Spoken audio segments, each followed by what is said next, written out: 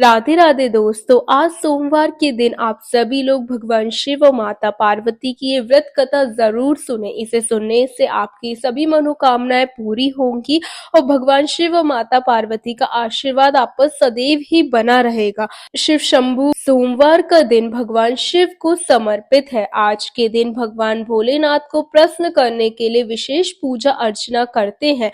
कुछ लोग आज ही के दिन व्रत भी रखते हैं ताकि भगवान शिव की विशेष कृपा प्राप्त हो सके।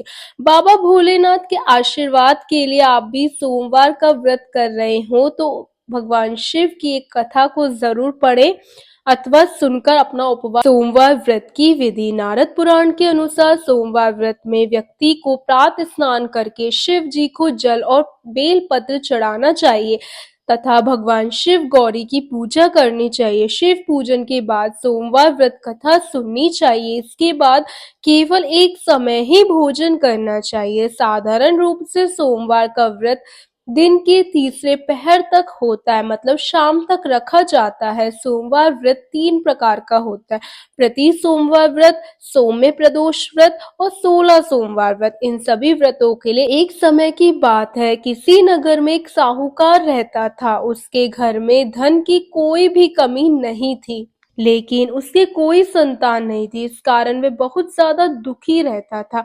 पुत्र प्राप्ति के लिए वह प्रत्येक सोमवार व्रत रखता था और पूरी श्रद्धा के साथ शिव मंदिर जाकर भगवान शिव और माता पार्वती की पूजा किया करता था। उसकी भक्ति देखकर एक दिन माँ पार्वती प्रसन्न हो गई और भगवान शिव से उस साहूकार की मनोकामना पूर्ण करने का आग्रह किया।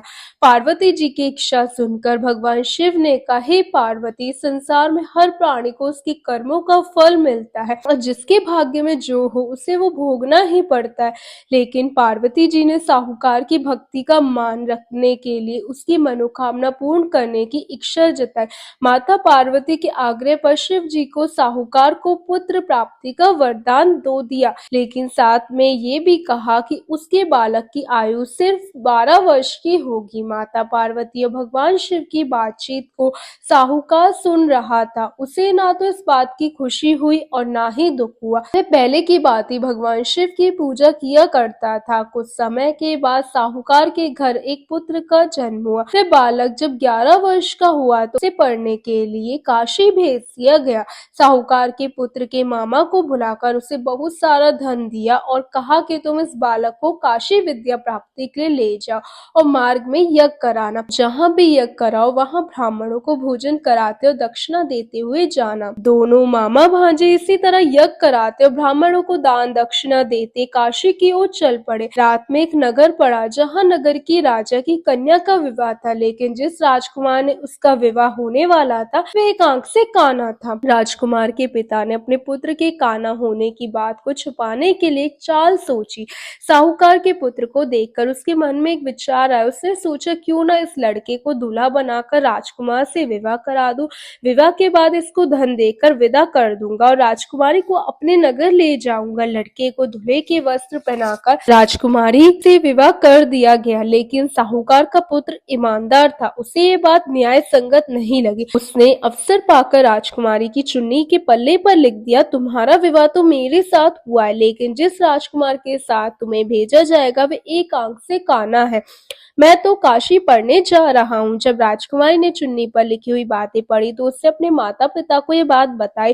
राजा ने अपनी पुत्री को विदा नहीं किया, जिससे बारात वापस चली गई। दूसरी ओर साहूकार का लड़का और उसका मामा काशी पहुंचे। वहां जाकर उन्होंने यज्ञ किया। जिस दिन लड़के की आयु 12 वर्ष की हुई उसी दिन यज्ञ रखा गया। लड़के ने अपने मामा से कहा कि मेरी तबीयत कुछ ठीक नहीं है।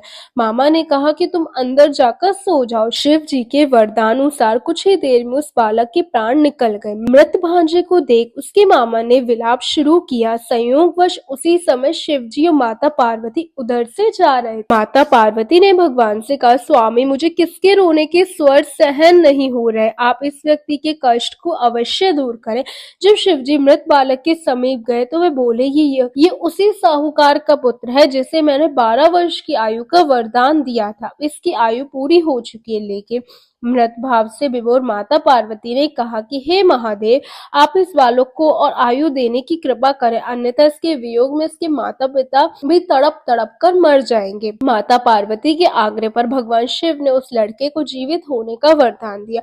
शिव जी की कृपा से वह लड़का जीवित हो गया। शिक्षा समाप्त करके लड़का मामा के साथ अपने नगर की ओर चल दिया। दोनों चलते उसी नगर में पहुंचे जहां उसका विवाह हुआ था। उस नगर में उन्होंने यज्ञ का आयोजन किया। उस लड़के के ससुर ने उसे पहचान लिया, महल में ले जाकर उसकी खूब खातिरदारी की और अपनी पुत्री को विदा कर दिया। इधर साहूकार और उसकी पत्नी भूखे प्यासे रहकर बेटे की प्रतीक्षा कर रहे थे।